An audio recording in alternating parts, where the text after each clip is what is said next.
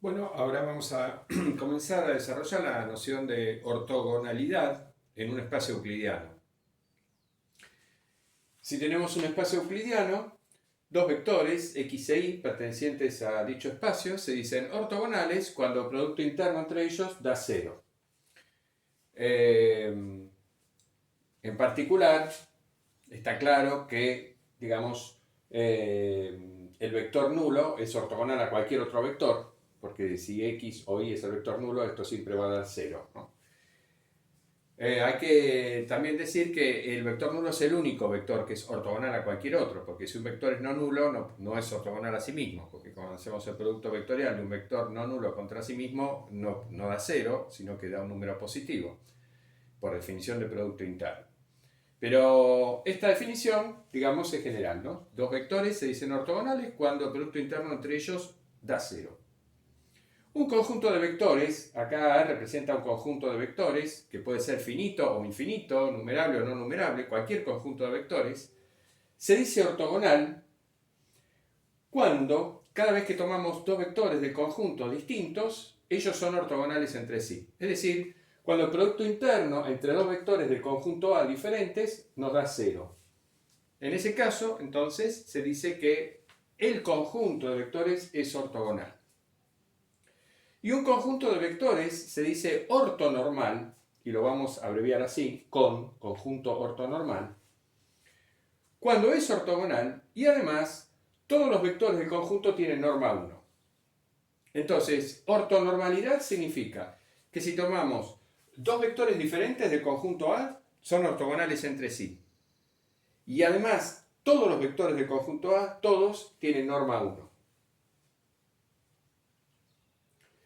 Si consideramos este conjunto de vectores, este conjunto finito de vectores, B1, B2, B sub n, entonces este conjunto es ortonormal si solo si se cumple esta condición para cualesquiera ij variando entre 1 y n.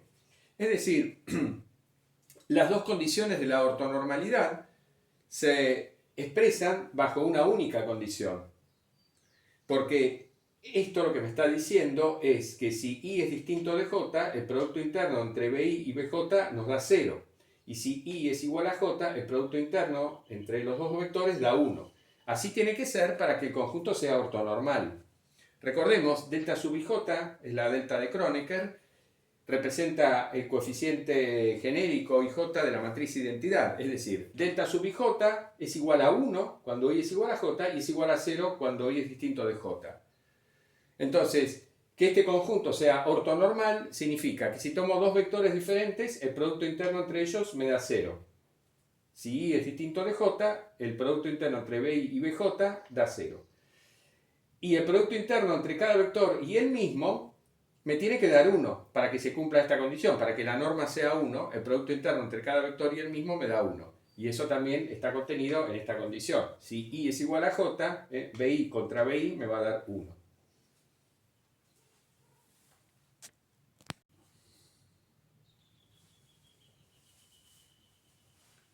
Bueno, los conjuntos ortonormales siempre son linealmente independientes. Vamos a considerar, o sea, todo conjunto ortonormal, B1, B2, B sub n, en cualquier espacio euclidiano, resulta Li. Bien, para demostrar esta proposición, vamos a suponer que este es un conjunto ortonormal y que tenemos una combinación lineal de los vectores B1, B2, B sub n igualada al vector nulo. Entonces queremos probar que todos los escalares alfa i tienen que ser 0. Bien, ahora, si esta combinación lineal me da el vector nulo, entonces cada vez que yo hago el producto interno entre esta combinación lineal y algún vector bj de este conjunto que yo estoy considerando, cualquier vector bj, ya sea b1, b2, bn, este producto interno naturalmente me tiene que dar 0, porque este es el vector nulo. Entonces, el producto interno de este vector contra cualquier bj de este conjunto me tiene que dar 0. Pero por otro lado, por las propiedades que tiene el producto interno, por la bilinealidad, en este caso en particular, por la linealidad respecto del primer vector, dejando fijo al vector b sub j, Entonces sabemos que de este producto interno sale afuera la sumatoria y salen afuera también los escalares alfa i. Entonces este producto interno resulta ser igual a esta expresión. Pero ahora utilizamos el hecho de que este conjunto es ortonormal.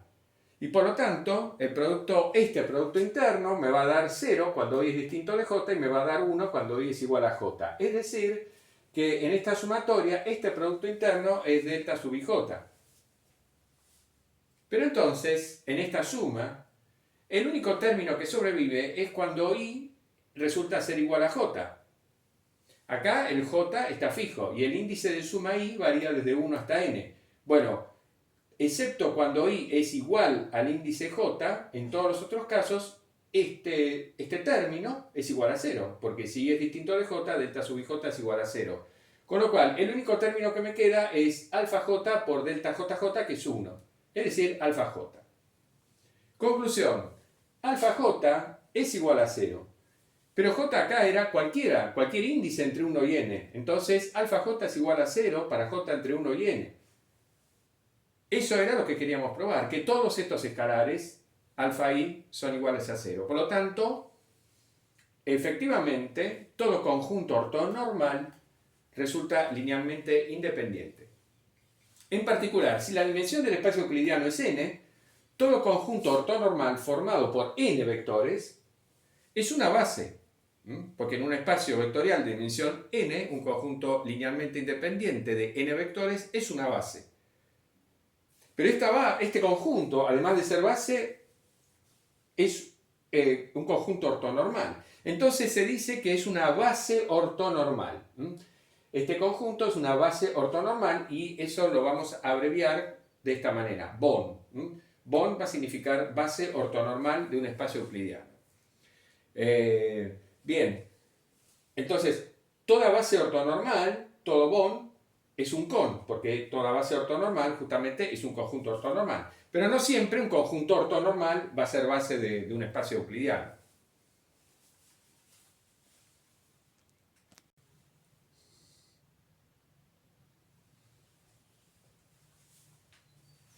Bueno, dos ejemplos mencionemos. El primero, muy familiar para todos. Si en el espacio euclidiano Rn consideramos el producto interno usual, la base canónica, la base formada por los versores canónicos E1, E2, E sub n, es una base ortonormal, es una BON. Si consideramos el producto interno usual o canónico, esto es una BON. Porque todos estos vectores son versores, justamente, todos tienen norma 1 y además son mutuamente perpendiculares entre ellos. Bien, no es la única base ortonormal en Rn, por supuesto que no. Si nosotros nos situamos en R2 y tomamos la base canónica formada por los versores E1 y E2 en R2, bueno, si a esa base la rotamos un ángulo determinado, seguimos teniendo una base ortonormal, diferente de la canónica, por supuesto. Si la rotamos un ángulo θ, vamos a tener el vector coseno de θ, seno de θ, y el vector menos seno de θ, coseno de θ. Ambos tienen norma 1 y son mutuamente perpendiculares, entonces es otra BON, ¿no? Pero, por supuesto, la base canónica es la BON que uno toma como referencia principal. Ahora vamos a considerar otro ejemplo, muy importante por la aplicación que tiene para el estudio de las series de Fourier. Vamos a considerar el espacio vectorial formado por las funciones continuas en el intervalo cerrado menos pi, pi. En este espacio vectorial vamos a considerar el producto interno usual de este espacio, es decir, el que está dado por esta expresión. El producto interno entre dos funciones, f y g, de este espacio va a ser la integral entre menos pi y pi de f de t, g de t diferencial t. Ya vimos que en general, si uno toma el espacio vectorial de las funciones continuas en cualquier intervalo cerrado de extremos a y b, entonces el producto definido entre f y g como la integral entre a y b de f de x por g de x diferencial x, eso es un producto interno. Bueno, en particular, esto es un producto interno en este espacio vectorial. Bueno, y vamos a considerar el siguiente conjunto infinito de funciones. O sea, acá tenemos una sucesión de funciones dentro de este espacio. F0, F1, F2, F3, F4, F5, F6, etc. Es una sucesión de funciones que la vamos a definir de la siguiente manera. La primera función, f0, es la función constantemente igual a 1. f0 de t va a ser igual a 1. Para todo t entre menos pi y pi. ¿No? Las consideramos a todas las funciones definidas en intervalo cerrado menos pi y pi. La función f1 de t, ¿quién va a ser? Coseno de t. f2, ¿quién va a ser? Bueno, f2 de t va a ser seno de t. f3 en t va a ser coseno de 2t. f4, seno de 2t. f5, coseno de 3t. Y así siguiendo. Es decir, tenemos 1, coseno de t, seno de t, coseno de 2t, seno de 2t, coseno de 3t, seno de 3t, etcétera, etcétera. O sea que es una sucesión donde se van alternando los cosenos y los senos, y a medida que avanzamos va aumentando, digamos, la frecuencia, ¿no? En forma resumida, podemos definir a esta sucesión de funciones, a este conjunto A, poniendo, bueno, explicitando quién es la primera función, f0 en t igual a 1, para todo t entre menos pi pi, esa la ponemos como está, y después decimos, si tomamos una de estas funciones con índice impar, obtenemos un coseno, o define un coseno. Fíjense, índices impares, 1, 3, 5, son cosenos. El índice, si el índice impar es 2n menos 1, acá n es un número natural, ¿no? Que recorre, o sea, n recorre todos los números naturales. Entonces, si el índice impar es 2n menos 1, la función f sub 2n menos 1 en t es coseno de n por t. Y si el índice es par, ¿no? La función f sub 2n en t vale seno de n por t. Bien, si ustedes se fijan, entonces, de esta manera estamos definiendo toda la sucesión completa de funciones.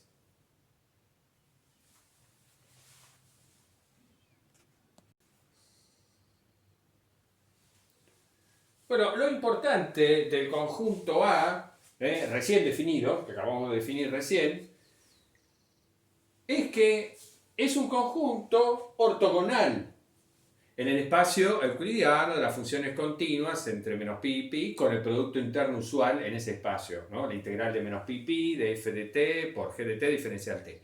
En ese espacio euclidiano, este conjunto resulta ortogonal, es decir, que si tomo dos funciones distintas, de esas que acabamos de definir, el producto interno entre ellas, este producto interno es igual a 0.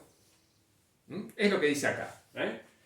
El producto interno entre f sub h y f sub k, que está dado de esta forma, resulta ser igual a 0 si h es distinto de k. Bien, es una proposición, un teorema. Hay que demostrarlo. Pero la demostración es un ejercicio de análisis 1b, porque es un ejercicio sobre integrales definidas. Es un ejercicio, digamos, un poco tedioso, largo, si uno lo hace de esta manera, que es la forma como ustedes lo tienen que hacer por los conocimientos que tienen. Hay, digamos, hay que distinguir casos. Digamos, uno primero demuestra que si hace producto interno de f sub 0 contra cualquiera de las funciones que siguen, eso me da 0. Entonces acá estamos haciendo la integral entre menos pi pi coseno de nt diferencial t es el producto interno entre f sub 0 y cualquiera de las funciones que siguen que tiene índice impar, que es un coseno. Bueno, pero efectivamente esta integral es fácil, ver que realmente da 0, ¿no? Es inmediato que da 0 esta integral. Y también es inmediato, bueno, acá esto está de más. También es inmediato que esta integral da 0, entre menos pi pi. Acá estamos haciendo el producto interno entre f sub 0 y cualquiera de las funciones que siguen, pero que tienen índice par. Recordemos que f sub 0 es la función constantemente igual a 1. Entonces, y que las funciones con índice impar son todos cosenos, son de la forma coseno de nt, y que las funciones de índice par son todas de la forma seno de nt. Bien. Entonces es inmediato que estas dos integrales, las dos valen 0. Entonces, está probado acá que f sub 0 es ortogonal a todas las funciones que siguen.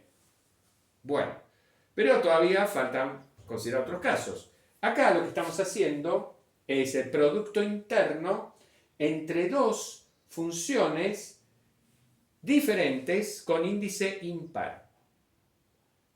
Entonces son dos cosenos, pero con n distinto de m. Es coseno de nt por coseno de mt, ¿no? Diferencial t, la integral entre menos pi, pi, pero con n distinto de m.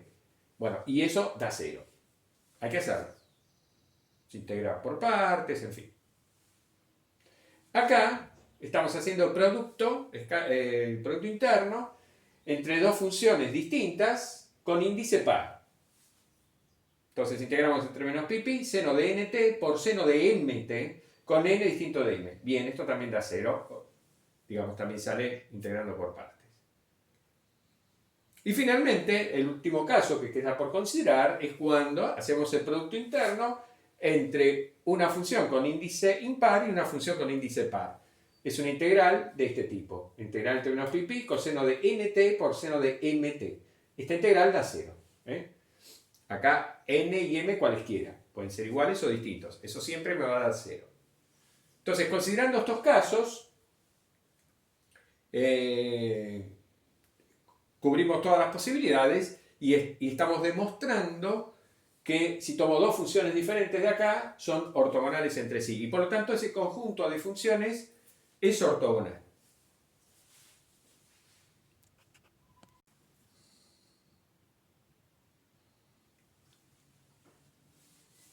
Bien, entonces, recién comentamos esta proposición, ¿no? El conjunto A formado por las funciones f0, f1, f2, etc.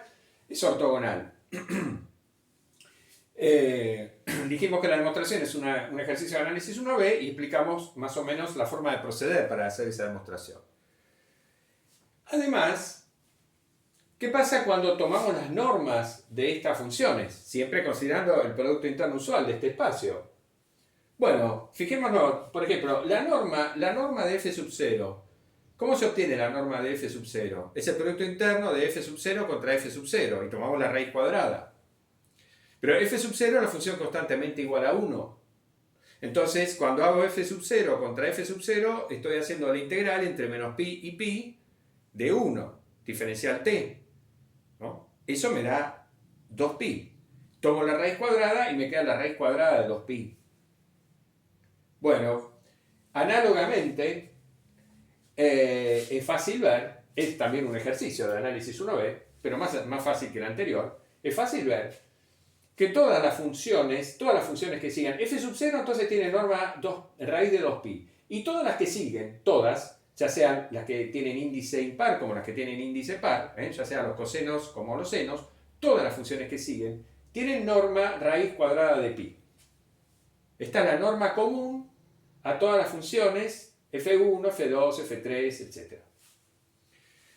Ahora, si ustedes tienen un conjunto ortogonal de funciones y todas las funciones son no nulas, cuando normalizan, como es el caso, ¿no? Cuando normalizan a ese conjunto ortogonal, es decir, cuando a cada función, a cada vector la dividen por su norma, el conjunto que les queda es ortonormal. O sea, lo repito, porque esto es algo general, un procedimiento general. Si en un espacio euclidiano tenemos un conjunto ortogonal de vectores no nulos, si dividimos a cada uno de los vectores por su norma, entonces obtenemos un conjunto ortonormal. Porque van a seguir siendo mutuamente ortogonales, pero ahora todos van a tener norma 1. Bien, entonces, si dividimos a f sub 0 por raíz cuadrada de 2pi, y si dividimos a todas las otras funciones por la raíz cuadrada de pi, este conjunto se transforma en un conjunto ortonormal. Es lo que estamos diciendo acá. Por lo tanto, las funciones phi sub 0, ahora al normalizarlas ya no las llamamos f0, f1, f2, sino que las vamos a llamar phi. Phi sub 0, phi sub 1, phi sub 2, phi sub 3, etc. Entonces las funciones phi sub 0 de t, 1 sobre raíz cuadrada de 2pi, phi sub 2n menos 1 en t, las de índice impar normalizadas, que nos quedan coseno de nt dividido raíz cuadrada de pi. Y las funciones phi sub 2n de t, las de índice dispar normalizada, que nos queda seno de nt sobre raíz de pi, estas funciones, esta sucesión infinita de funciones, forman un conjunto ortonormal en este espacio euclidiano.